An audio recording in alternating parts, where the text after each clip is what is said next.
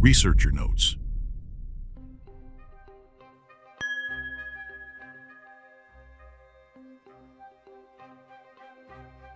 I have been living in Khabarovsk for many years. About a couple of years ago, I had an unusual dream. It was the year 2024, and I was walking home, as always, in the direction of my native industrial settlement. When I got to the stop, I knew well. It turned out that it was not the same as I remembered it. Instead of the familiar buildings, there were new, tall houses. I was perplexed and anxious. I began to think that I should go back to where I had come from. The feeling of loneliness and loss grew stronger and stronger. I wanted to contact someone to meet me, but as I fumbled through my pockets, I discovered that not only did I not have a phone, I didn't even have pockets. 2 years after that dream, 5 new houses were actually built on that very spot. They were built amazingly fast, literally in a matter of months. The neighborhood has changed a lot, and now every time I remember that strange dream, which turned out to be prophetic. But the hardest memory is not of these changes, but of personal loss. My son passed away in 2022, leaving a deep wound in my heart. Perhaps this feeling of loneliness I experienced in the dream was a reflection of my real pain.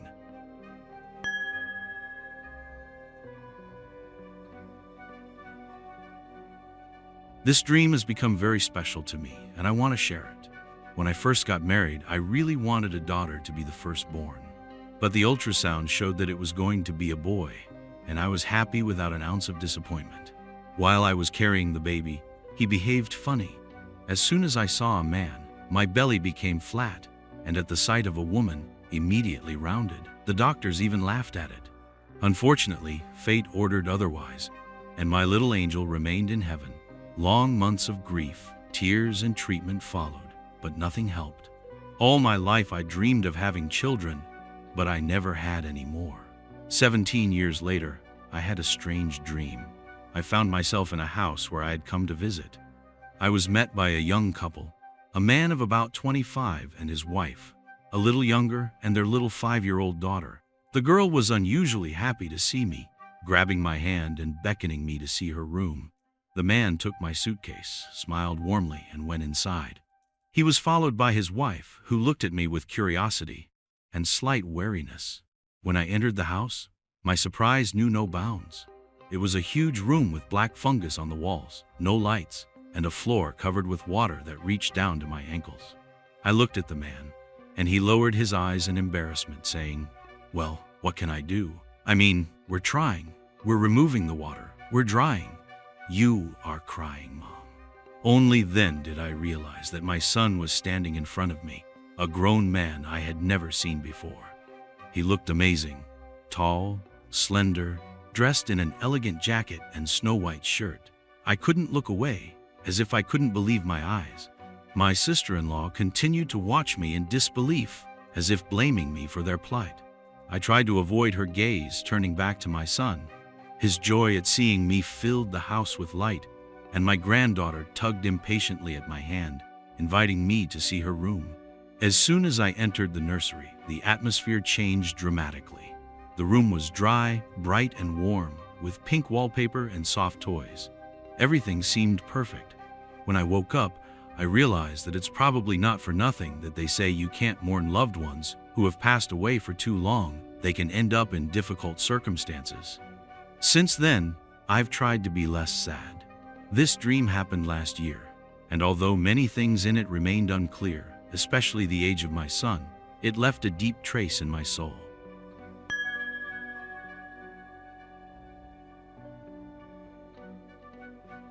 Some time ago, a very unusual story happened to me. I live in Greece, and 2 days apart I found 2 20-euro bills in different places in the city. At first, I was very happy about the finds, but soon the events took an unexpected turn. Over the next 2 consecutive days, 2 extremely unfair situations concerning me occurred. It was so painful and unfair that I shed many tears of resentment, shared it all with my daughter, and we decided it was payback for someone else's money. We have since made a promise to ourselves to never pick up any money again. Apparently, someone else needed it more. I wish you all well.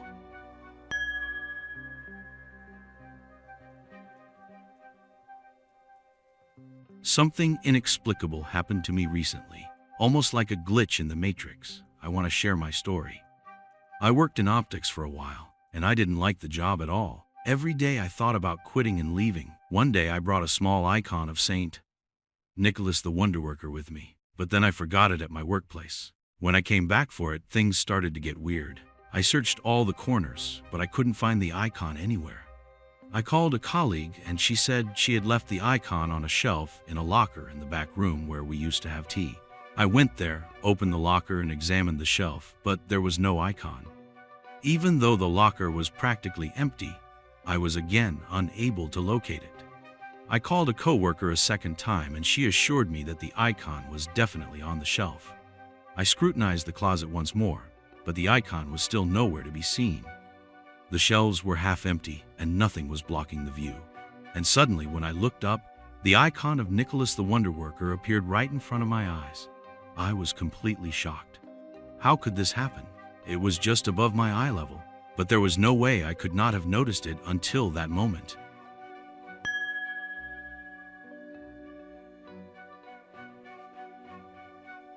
This story happened in 2011.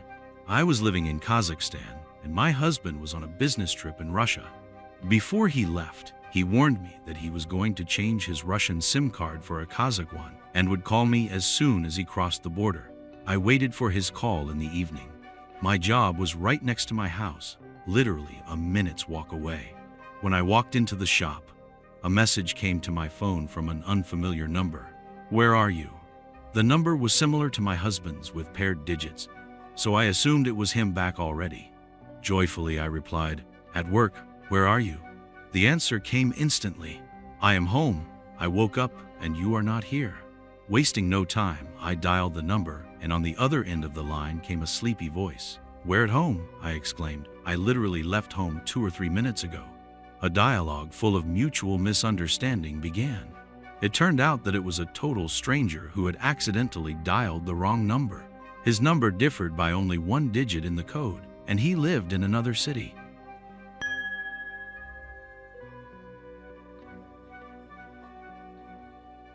One day, I had a gymnastics class at school. When I finished class, I went outside and saw that it was raining heavily outside, and there were huge puddles everywhere. I headed to the nearest bus stop, and then I noticed that a woman with an umbrella ran by, and then turned around and looked at me. As I got closer, I saw that all the people at the stop were soaked to the skin.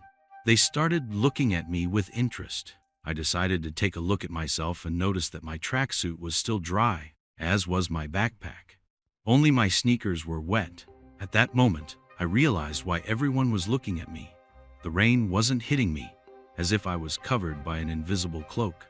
Remembering that I hadn't felt the rain at all on the way here, even though my skin is quite sensitive, I realized that the raindrops had hurt when I drove here, and on the way back, the downpour had intensified, but I had stayed dry.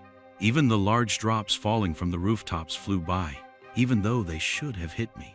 It was an incredible feeling that cannot be described in words. Then I remembered the incident of the travel card. I had put it on the dresser in the hallway, and then, putting on my shoes, I moved it to my pocket. When I opened the door and took a step forward, I suddenly remembered that the card was on the dresser, but at the same time, I remembered that it was in my pocket. After checking my pockets and not finding the card, I called my mother and grandmother, and we started looking for it together. We looked everywhere, in my pockets, on the dresser, in my bag. Finally, when I was desperate, I put my hand in my pocket again, and the card was there. Everyone was shocked. Also, since early childhood, I have noticed something strange.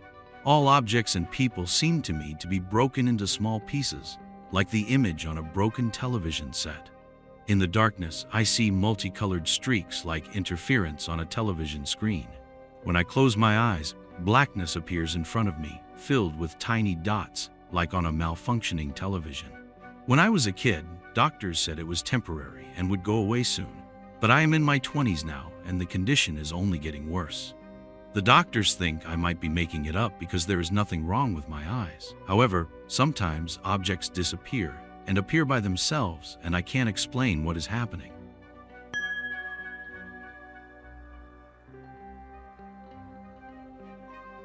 One night, when I was on a business trip, I boarded a train, and the conductor asked for my passport to check it. She was suddenly surprised. We had the same day, month and year of birth. Despite the fact that our faces were very different, we had similar height, figure, and overall weight. It was amazing. Once upon a time, I was into Chinese astrology, just for fun. It was noted in my natal chart that I was to do a lot of socializing and traveling. My job did involve constant contact with people and frequent travel, and this woman worked as a conductor, also constant socializing and traveling. We both often noticed the same numbers, especially 11.11. There are times when I think about something and soon information about it suddenly appears from somewhere outside.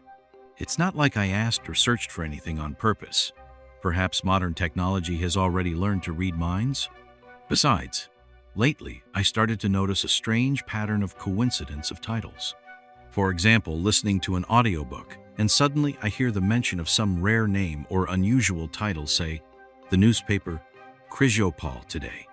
And, just a few minutes later, a car drives by with an advertising banner, Tours to Chrysopol.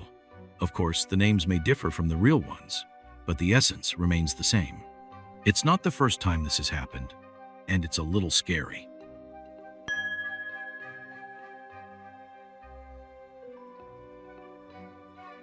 I want to share my story.